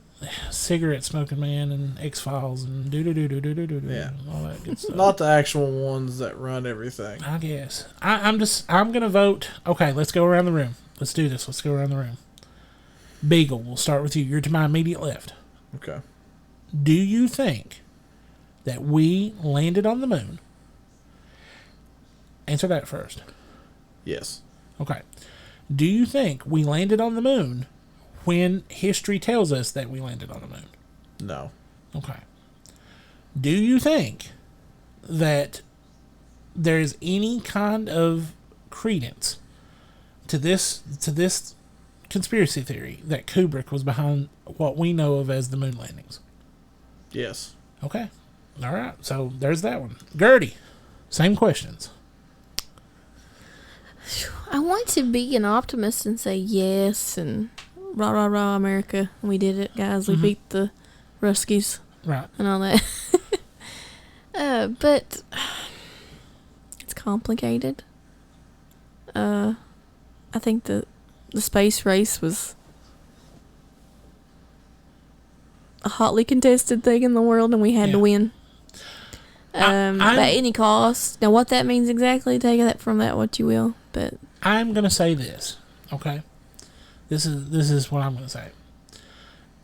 I believe that we landed on the moon. I believe that we went to the moon.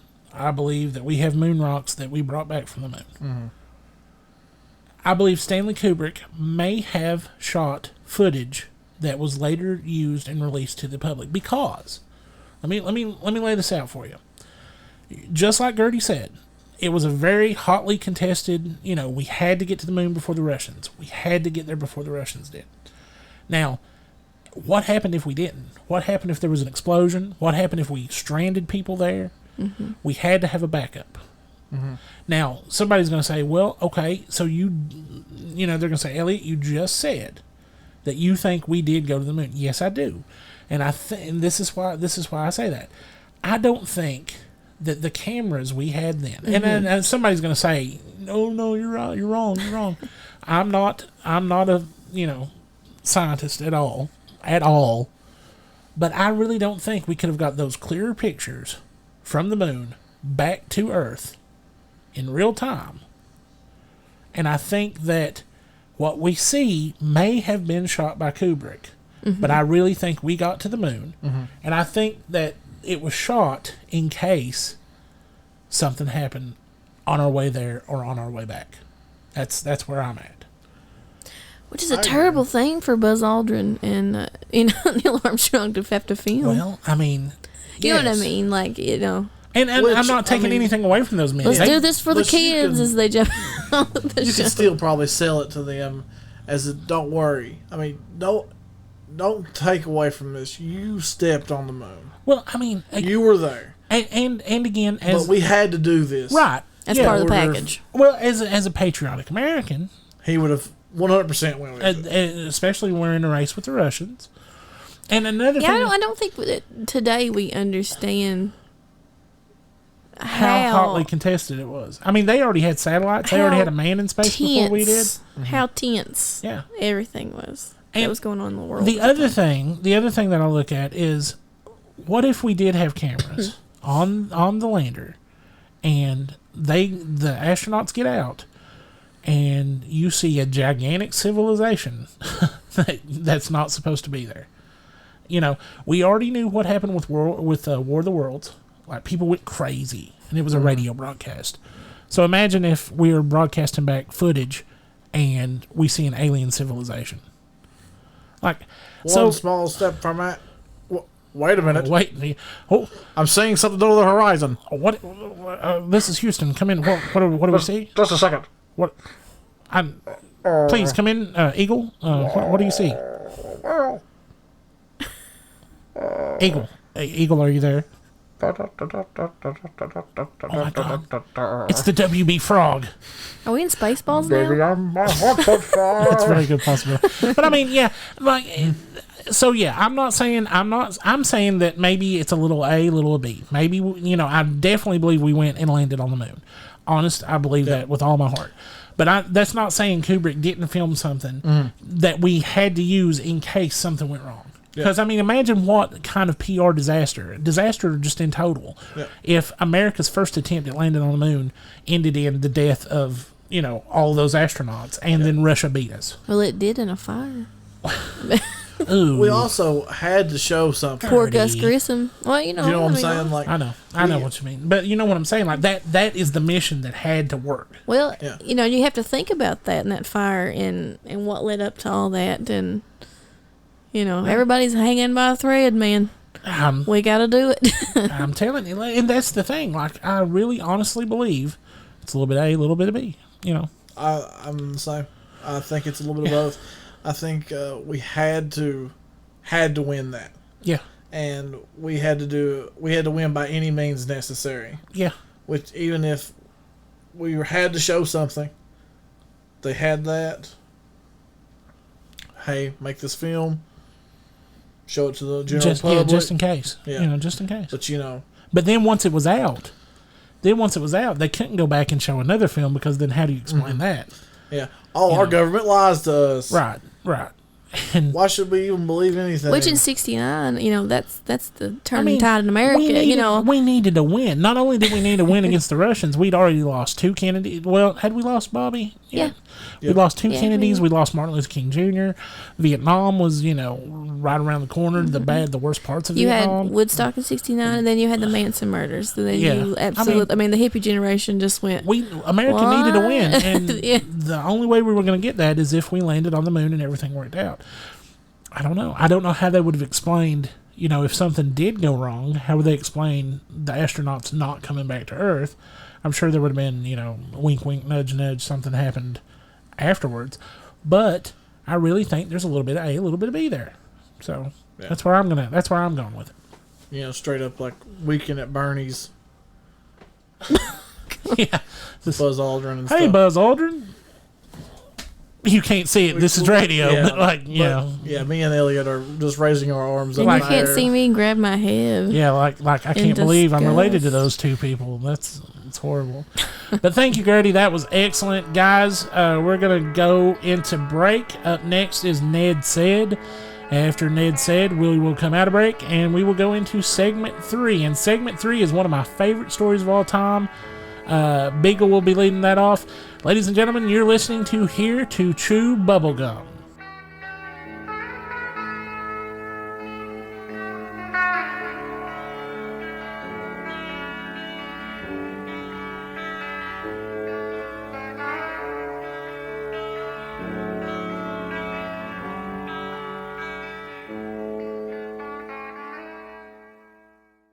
It's now time for Ned Said on Here to Chew Bubblegum. First person convicted of speeding was going 8 miles per hour. Hey everybody, this is Beagle, and I've got segment 3 ready for you. I like to start this one off with just a little saying. I'm just going to see if you guys know who this is. Okay. I have never seen a flying saucer anywhere personally, but I have read published flying saucer literature. Most of the literature is ridiculous, but amongst the trash, there are some undeniable points that could not be refuted even by the United States government. Now, who do you all think said that? It has to be some kind of, top scientist. Goose. Goose. Close. Okay. Jackie Gleason. And this is what brings us in. Jackie Gleason? Are we going? One more time. Boom. To the moon. Alice. Wow. Are we going back to the Future? Are we going back are we Stanley circling Kubrick? back to Back to the Future? No, because, in the first Back to the Future, when the family invites him down for dinner, his actual, grandparents and aunts and uncles and stuff, and they're watching The Honeymooners. All of our stories connect together. Yeah. Yeah. This is weird. It is weird. So I'm creeped out. Synchronicity. So segment 3 is going to be about, did Richard Nixon really show Jackie Gleason some dead aliens? I'm going to go with, yeah, probably. Is this a creepypasta? You know what? After the, no, it's not. After the moon landing fake thing, this is believable. Go with it. Okay. it's another one of those grand old Hollywood rumors that President Richard M. Nixon had once revealed the existence of extraterrestrials to comedian Jackie Gleason from the classic 1950s TV sitcom The Honeymooners, for our listeners that don't know what he's mostly known for. But is it true? All right. What else is he known? Like, go ahead, Gertie. Tell us what else he's known for? Yeah, what else is he known for? Let's see. I can't believe you come from my loins. That would be Smokey and the Bandit. Buford T. Justice. Yeah. Mm-hmm. Buford T. Tannen. Buford Tannen. Oh, Biff my Tannen. gosh. Oh my gosh. It's all connecting. Now, Gleason was apparently quite the UFO aficionado, amassing a collection of over 1,700 books on the paranormal and flying saucers. Still ain't got nothing on me. Can I have those? Actually, they were donated. Actually, Red, they were donated to like a museum, right? A museum or a library. Probably have that. 1,000 books in a collection is a very serious person. Did you all know that he was that much of... Well, I'll tell you something else. I No don't know idea. if it's in that article or not because I haven't read it yet. But he did some work. You know, of course, he was a really big Hollywood actor. And one time, the company paid him by giving him land, like a lot of acres of land, and they actually built a house for him. And the house was shaped like a UFO. He wanted it shaped like a that's UFO. awesome. And he had the main house was called the Mothership, and then he had a guest house built called the Scout Ship. And it was built in a soundstage and then transported to the place where it was originally gone to. Do you live in the desert? Like No, Palm it Springs was up or on top something? of a hill. Like I can't remember exactly where it was. Are we talking California, I guess? Or Maybe. Probably Yeah, around, either around LA? I maybe think so. Florida. Maybe Florida. Or Florida, okay. Yeah, I'm not real sure. Elliot, as I was researching this, he recently, he passed away. His estate, Yeah. I guess. His estate, though, the Mothership, which is still referred to this day, is being sold for $12 million right now. Is that Oh all? my gosh. Goose, if you're out there, not in the trunk of my car, if you're out there, Knock twice. buy that for us. Can you do that, Goose? It's the new bunker. That's a yes. I heard it. It's the new We bunker. can. Yes, it can be the new bunker, Goose. Come on. Okay, so Gleason even built an impressive UFO-shaped home. Well, there we go. There we go. And, here we go. Peekskill, New York. Oh, Not okay. California. So or we Florida. were way off. We're from talking where it about was at. Appalachians, boys. Yeah, that's an apple. Ooh, Yeah, think about that. Yeah. Let's see. way to go, Jackie. Oh, Jackie knew where it was at. He had all them books. He knew where he the figured it all activity out. was. Hey, he probably did. Listen, there's a lot of Appalachia that's spooky. Yeah, a lot of it. But perhaps, just perhaps, Gleason, thanks to President Richard Nixon, achieved the holy grail of ufologists everywhere's disclosure. Yeah, I mean, he might have been the first one that got disclosure. I mean, is it weird that I can already see this in like a very casual type conversation? Richard Nixon to me is the ultimate comedy figure when it comes to politics. Oh, I'm not a crook. You know? Richard Nixon to me is Futurama, and he's the head, and it's that voice. Yeah, exactly. Yeah. Yeah. Richard Milhouse Nixon. Jackie, you want to say something crazy? Jump in the car. Go ahead, blindfold him. Watergate. He just says it randomly. He just says it over and over. Especially after he got, he's dreaming. He's like, Watergate. His wife's like, shut up, Richard. Sparrow Agno. We could have been in the White House. Watergate. Jackie. This has gone on too long. Yeah. It's over. Yeah. It's done. Kill it. It is alleged that on February 19th, 1973, Well, pals Gleason and Nixon, Pals. so they were apparently Buds. very good buds. puppy dog. They were playing a round of golf at Florida's Golf and Country Club when the subject of the former Jones or the former's Jones for UFOs came up. I guess it just Yeah, he is was jonesing jonesing for for it. it. Yeah. Odd way to write that. it turned out that Nixon was interested in the subject too. Well, I'd say he is. It goes back to Eisenhower when Nixon was, in office, and supposedly all those deals were made with aliens through Eisenhower and his administration. So that's where it goes to. I mean, like I could really still hear it. Yeah, I can too. It's just this one is crazy enough to be true. Yeah, like you like Jackie, you like aliens? Yeah, me too. I know a little bit about aliens. Yeah, come on there. Jackie. Bam. Surprised he didn't have like the President's Book of Secrets like under like the Caprice, like the passenger seat, and he's just, like, "Look at this, Jackie." You want to know who killed Kennedy? It was me. read only the top 2 pages here. He beat me in the debate, and I'll not take it again. I'll tell you that. Who killed Kennedy? Richard Milhouse Nixon. That's who. Let everyone know. Let that be a lesson, Jackie.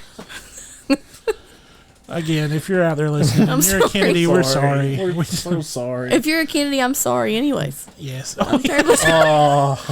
There's not many of you left. my condolences. Oh my gosh, it got dark. Okay, go ahead. You're saying my Weekend at Bernie's joke was... I grabbed my face when I said it. She did. She didn't see it. She felt the pity people in for Radio herself. Land did not see me cringe. Okay. When I said a terrible thing. Okay, so later that night, the two were golfing. I'm going to kind of sum it back up again because we did go kind of off topic. Yeah, that's fine. Later that night, Gleason got a knock on the door. I'm just going to read this verbatim. Please read it like you're Nixon. Well, no, because by God, it was Nixon himself. Dun dun dun. Ready to whisk the actor away to a secret Air Force base to see God knows what.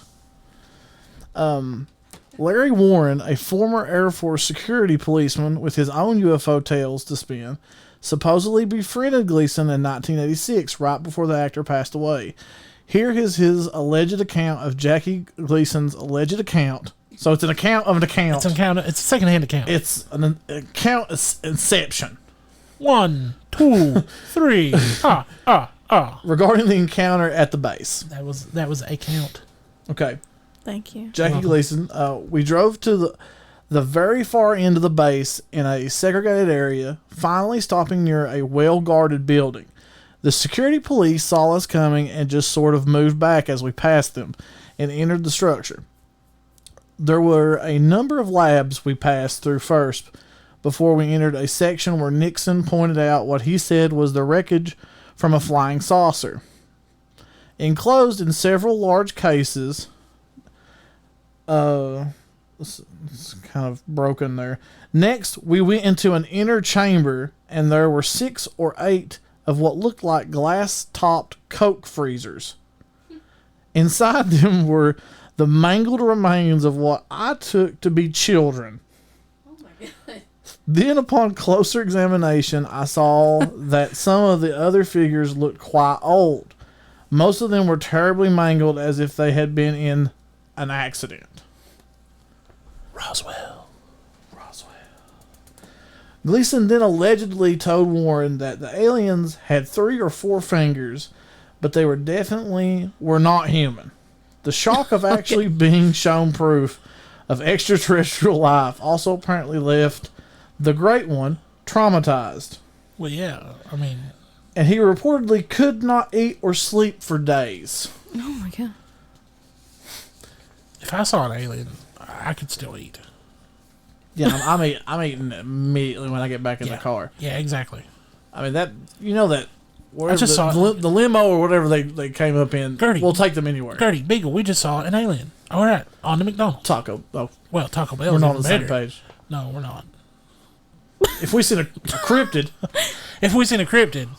Taco Pizza Bell. Hut. No. God. Oh man. We'll get. Wait. A ghost. KFC. Roadhouse. No. Oh man. Man, we are really bad. Wait, can we agree though? Loch Ness Monster is Red Lobster, right? Yeah. I'm definitely. Oh no, Gertie. Cheesecake Factory. Oh yeah, Cheesecake Factory for anything. If I see a bird, it's a Cheesecake Factory. Is that a drone? Look. Is that a bird? Oh, is it flowers? Cheesecake Factory. Let's go. This is a pretty impressive story. It's pretty impressive. Wow. I like how I left it off. Wow. When you think about it, I bet no one told a secondhand by someone else. Like no one else secondhand told that. Right. That came from an account? An account of account. An account of account, which is kind of secondhand. I don't know. But yeah, you're right. I have read this in multiple places, though. So you have? Yeah. I actually had not heard about it until basically I was given the assignment. Yeah.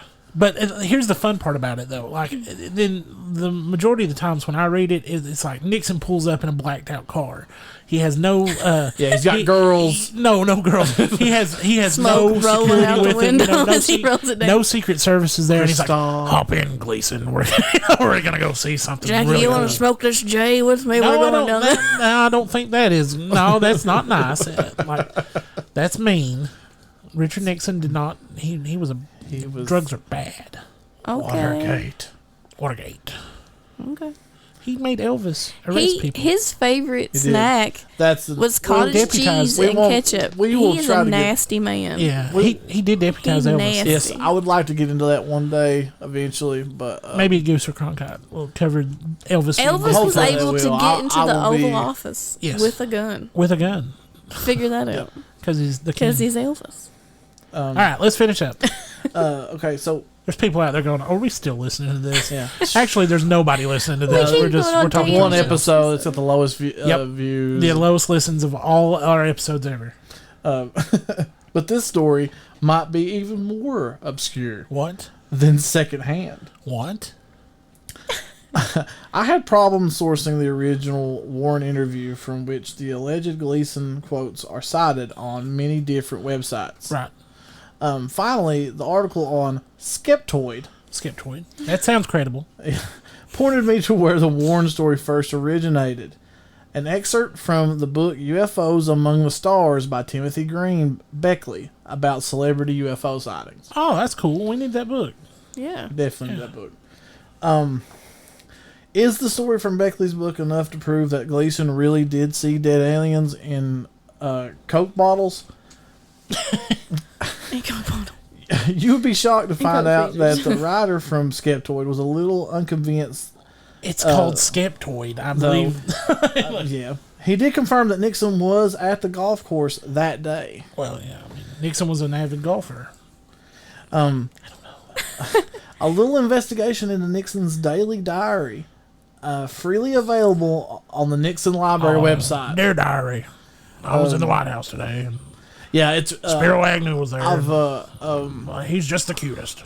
Yeah, I've actually personally looked through a couple of these. The listeners might want to look at some of them. They're kind of funny because it'll be like 7:53 a.m. A daughter called, didn't answer. 8 o'clock, ate breakfast. Wasn't good. Yeah, 8:30. Daughter called back, talked to her. That's awesome. I guess. Yeah, I wanted money again. And then, like, at the end of the night, like, sat down and watched Marley and Me. It wasn't out yet. Oh my goodness, sir! I mean, it could be. This is Futurama Nixon we're talking about. That was a very sad. He's allowed to live as long as his head stays fresh in that jar. Yeah. So, a little investigation into Nixon's daily diary reveals that Nixon was at the golf course on February 19th, 1973, for a meeting with an AFL /CIO. Yeah, it's a union. Okay. He spent less than 40 minutes speaking to and glad handing with the guests at Gleason's annual golf tournament, of which at most it was 10 minutes was available to chat with Gleason about UFOs. So he had 10 minutes to be like, okay, Jackie. Yeah, but I mean, they were friends, and if he already knew it, and he happened to be in Florida, close by to where that was. And then later on that night, he pulls up in his blacked out car, and he's like, "Jump in." Which, we're going for a ride. I'm not sure if the rest of the we can stop it right there. That's no problem. Well, in reality, he just came on a tandem bicycle. I'm not sure if the rest of the article says this or not, but I read an account from his ex-wife. Yeah. About him that's- coming home. Yeah. And being so distraught. Yeah, that's the one I read too. Is And- that Which makes 'Cause sense. she, if they she were married actually, and he didn't sleep had or an eat account, for days. yeah, It would be to something someone that else. would rouse your suspicions to be Yeah. like, Yeah. What's I think happening, They even honey? said something that was along the lines of that's one of the reasons why they kind of split. it's a very good possibility. But he was apparently very tore up, as the article says. Of course, I mean, if I just saw dead aliens, I'd be tore up too. if the former president But I'm of the still- United States that resigned drove If me Barack- in the middle listen, of the night. If It Barack depends on Obama who pulls took up me. outside my house and goes, "Jump in, we're gonna go see some aliens," I'd be like, "All right, let's do it." Yeah. You know. Clinton would be the coolest, but Clinton- also would be the scariest. If George, listen, I'm sorry, but George I'm W. going. Bush would be like, "You I'm want some going. aliens? Nuclear?" And I'm not making fun of George W. Bush, but yes, I am making fun of George. Oh, he'll W. come Bush. get you in a fighter jet. Yes, Say mission or on a accomplished. horseback. On horseback. Yeah, I'm It's going with it. romantic that it'd way. be awesome. So listen, we're gonna end it right there, guys. But I hope you've enjoyed it. Spooky Family, we've enjoyed it. I don't know if you all have, but we've thought it was great. You can call, text, or leave a voicemail at 606-373-3396. Let us know how we did. If we did bad, tell us we did bad. We need to know. If you want to email Goose at heretotowbubblegum.com. Cronkite is at heretotowbubblegum.com. Ned or Elliot or the Spooky Family, you just put attention in our names, and then you can email heretotowbubblegum at yahoo.com. Now, we are getting ready to close out the show, but like I said earlier, and like Goose and Cronkite have been hinting at the last couple of weeks, there is a pretty big announcement that I'm getting ready to make. The Spooky Family, we are a legitimate family. We all are related to each other. And it was funny because Gertie and Beagle had like a day or two off, and I had a day or two off. And I had to record in Elliot's articles. And I was like, hey, you guys want to jump in on this? And both of them were like, no, not really. I don't really want to do it. I'm sorry, I had you. I don't like the sound of my own voice. Yeah. That was a nightmare. Thank you. Don't make me do it. Yeah, and that's pretty much what happened. But I asked them to jump on. They did, and we they kind of liked it, and I thought we did pretty good. And I've been talking to Goose and I've been talking to Cronkite, and we are wanting to expand a little bit. So for the first time, unless you've accidentally stumbled across it on Spotify, Or you're from the future. we're actually starting our own podcast, which will be a sister podcast to Here to Chew Bubblegum. We are in no way, leaving our connections with Goose and Cronkite. We love them. We love this show. But we will be doing our own show. So without further ado, I want to play for you our first trailer for our new show, the Spooky Family Podcast. Take a lighter look into the darker side of the world. Join Elliot, Gertie, and Beagle as they jump into the dark abyss of hauntings, serial killers, conspiracy plots, and beyond. The Spooky Family Podcast premieres July 1st, wherever you find and listen to quality podcasts.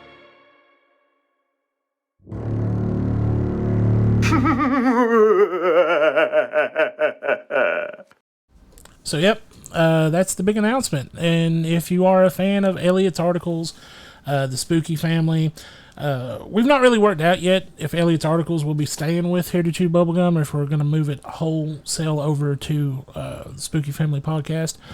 I will say this. I want to thank Goose and Cronkite right now for bringing me in on this. It was always a dream of mine.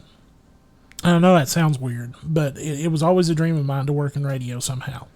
I don't have the voice for it. Most people out there will tell you that. My accent is horrible. I'm a little high-pitched, and I'm a little breathy. But, I've always been in love with the medium of radio, and I always wanted to do something with it. And Goose approached me pretty early on, and I have a job that I keep my name hidden for a reason. And I didn't know what to do, and I was busy, and then, later on, another position came open on the podcast, and I jumped at it because, you don't get offered something that's been a dream of yours twice and turn it down twice. So I jumped at it, and I'm really glad to say that now I have my family with me, and we are going to try to do this on a weekly basis. Like I said, we're more ghost and spooky side oriented. We will cover a conspiracy every now and then, and we'll probably cover, serial killers every now and then. And heck, Beagle is going to try to explain anime to me, and I'm going to be honest with you, that's going to take a lot because I don't have a clue about anime. Yeah, we're pretty excited about that segment. Yeah, it's going to be Beagle called Explains. Beagle Explains Anime. We're going to try to have a different person on every week from our community, some of our friends. I've been talking to some local ghost hunters. They want to be on. We'll talk to them. We're just going to try our best to bring you, like the tagline says, a lighter look into a dark world. Mm-hmm. And we hope you enjoy it, and we hope you join us for the ride. And once again, I cannot stress enough how Here to Chew Bubblegum will always be home. It's a great podcast. Goose and Cronkite do an excellent job. Ned is an excellent guy. And, these guys are excellent in real life, too. I've had the pleasure of recording with them in Bunker Studios, and it's just something I enjoy. And now I get to do it, like I said, with my family, and it's going to be a fun time. So, with that being said, Goose and Cronkite will be back next week, and they want me to tell you that the next roundtable is coming. And, so get in your suggestions for topics now. If you want to... Get them in. Yeah, if you want to hear something cool, get them in there. We'll gladly cover whatever you want to hear. Special thanks to Carlin for all the voiceover work, CK, Uncle Bill, and the rest of the gang at deadpit.com, T-Shirt Joe at fastcustomshirts.com. Check out Talk Junkie with our friend Justin, and Down on the Holler with Jordan, Brad, and Jordan. That'll do it for this week. We'll see you next week, and until then, so long for now. And we'll let them out of the trunk. Yeah, I think they're. Better go do it. I think they've learned their lesson. I don't know how much air's in there. You didn't put the tank in there? There was a tank. Oh man. Well, we might be back next week. See you guys. Bye.